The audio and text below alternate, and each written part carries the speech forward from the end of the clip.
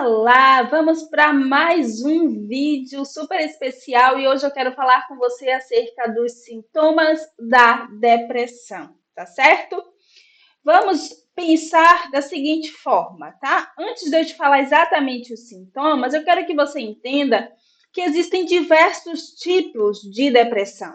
Então, um tipo ele vai se diferir do outro por algumas questões que eu vou falar um pouquinho lá na frente, mas é importante você entender que depressão não é tudo igual, certo?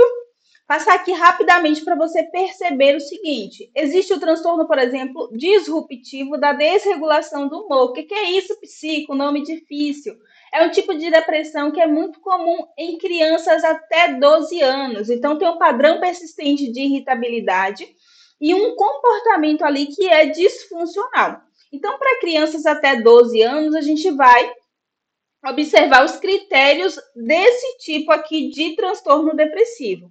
Existe o transtorno depressivo persistente, que é uma forma crônica da depressão, né? A partir de 2 anos, a gente já pode considerar o transtorno depressivo persistente. Aqui eu coloquei o disfórico pré-menstrual e eu vou falar para você sobre ele nesse tópico. O disfórico pré-menstrual já é um transtorno que se inicia após a ovulação e os seus sintomas eles remitem após o ciclo menstrual. Então, vai acontecer, obviamente, em mulheres apenas e também está bem demarcado esse período. A pessoa deprime, a mulher vai deprimir nesse período aí do seu ciclo menstrual. Fora disso, não vai acontecer o quadro depressivo, tá? Existe o induzido por substância ou medicamento.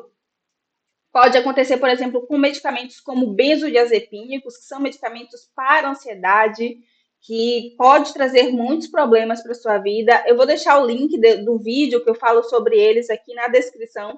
Depois, vai lá dar uma olhada, porque é muito importante. Eles podem causar também um quadro depressivo. E existe também o transtorno depressivo devido a uma outra condição médica, como, por exemplo, o caso do hipotiroidismo, tireoidismo. Então, também pode acontecer de um quadro depressivo ser desencadeado devido a uma outra condição médica. E o caso clássico de depressão é o transtorno depressivo maior. Então, eu vou trazer os sintomas baseados nesse caso clássico, tá? Mas, Psi, por que é importante eu saber tudo isso? Gente, eu digo que o autoconhecimento ele é o princípio fundamental para a sua mudança de vida, para a mudança da qualidade da sua saúde mental. Você precisa ter esse autoconhecimento. Então, você entender qual é o tipo de depressão que te afeta, em quais condições ela se apresenta, é fundamental para que você tenha um tratamento adequado, tá? Então, vai variar. Se eu tenho um paciente que ele tem um transtorno depressivo maior e uma paciente que tem um transtorno disfórico pré-menstrual, vai variar esse tratamento. A gente vai precisar observar outras variáveis relacionadas ao quadro, entende? Então, por isso, é fundamental você entender o que está acontecendo com você de fato, sabendo que existem diversos tipos de transtornos depressivos.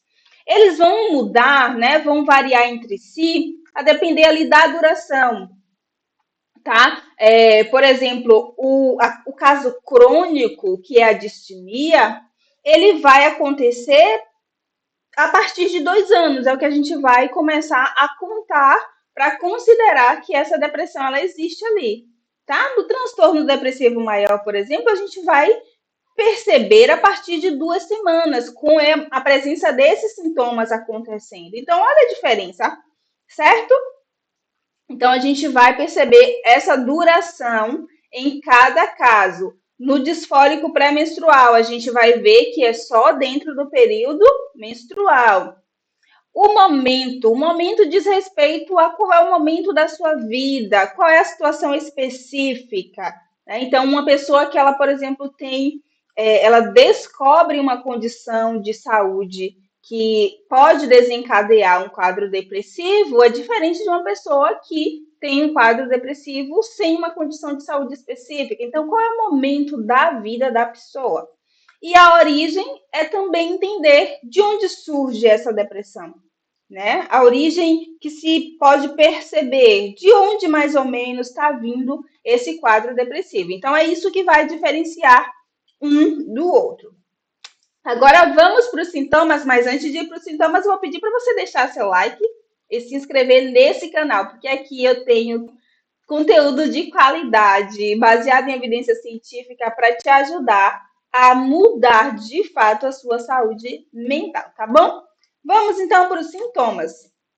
Primeiro sintoma é o humor deprimido. Nós não estamos falando de uma tristeza comum, tá certo?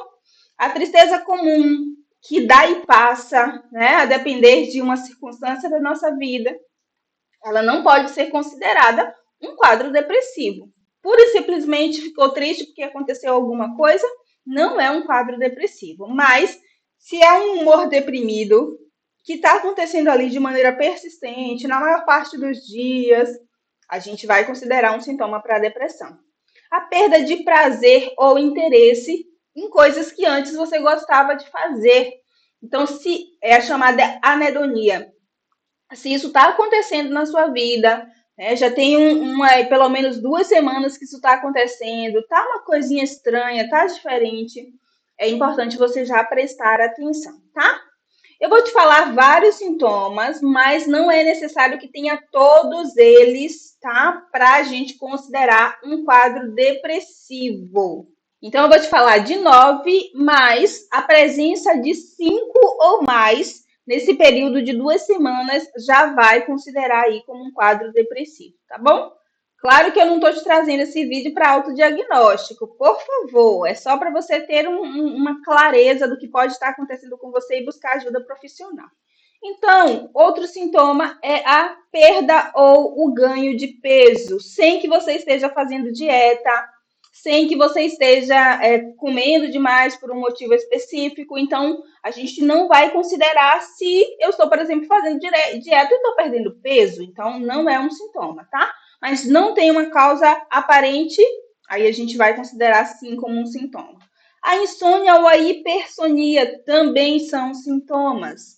Seja no caso de uma pessoa que não consegue dormir adequadamente, tem um sono insatisfatório, ou uma pessoa que está dormindo demais. Dorme cerca de 10 horas por dia, ou cerca de 2 horas a mais do habitual, do que ela já estava acostumada a dormir. Então, sim, a gente vai considerar como um sintoma de um quadro depressivo. Outro sintoma é agitação ou retardo psicomotor, tá? Ele pode vir numa irritabilidade, muitas vezes, né? Uma dificuldade de ficar parado, de ficar quieto no lugar. Então, essa agitação ou retardo, uma lentidão excessiva, a gente vai considerar dentro desse contexto, tá? De tudo que eu já falei, um quadro depressivo. A fadiga ou perda de energia também. Então, aquele cansaço, sabe, surreal, que não tem uma explicação lógica. Não é porque você foi e trabalhou o dia inteiro que você está cansado, não é um peso mesmo, tá bom? Então, também é um sintoma.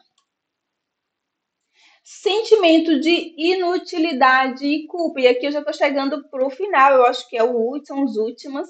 E eu vou pedir para você deixar seu like de novo, tá bom? Por favor, deixa seu like.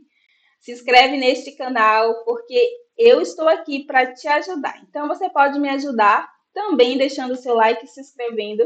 E aí você sinaliza para o YouTube que o conteúdo é importante, ele pode sim enviar para mais pessoas. O sentimento de inutilidade ou culpa, ele precisa estar presente na maior parte dos dias, tá? Também não tem um motivo específico. A pessoa realmente se sente responsável por coisas que às vezes não tem nada a ver, né? Tá acontecendo uma catástrofe ambiental, a pessoa já se sente responsável. Uma pessoa não falou com ela, tudo ela acha que é culpa dela, ou esse sentimento de inutilidade significativo. E por fim, deixa eu ver se é isso mesmo. Falta um. A dificuldade de concentração, tá? A dificuldade de concentração, a perda de memória, sabe? Você não consegue mais ter a atenção o nível de atenção que você tinha em outros momentos da vida e lembrando sempre, eu estou falando de algo significativo, então é algo muito marcante, é muito diferente de outros momentos da sua vida. E por fim, os pensamentos recorrentes de morte, tá? Pensamentos recorrentes de morte, não só o medo de morrer, né? Eu tô com medo de morrer, não, mas pensar mesmo sobre a possibilidade de morrer, para acabar com a tristeza, para dar um fim, né, a esse sofrimento, a própria ideação suicida, mesmo que não haja um plano detalhado de como isso seria, de como isso aconteceria. Então, esses aspectos também são muito importantes, tá? Para considerar um sintoma ali de um quadro depressivo. Então, é isso no vídeo de hoje. Eu espero muito que tenha feito sentido para você. Conta para mim nos comentários o que mais fez sentido. Se você tem alguma dúvida, se tem algum conteúdo nessa mesma linha que você gostaria que eu trouxesse aqui. E foi um prazer estar com você de novo. Lembre-se que a sua saúde mental, ela importa demais. Então, se cuide.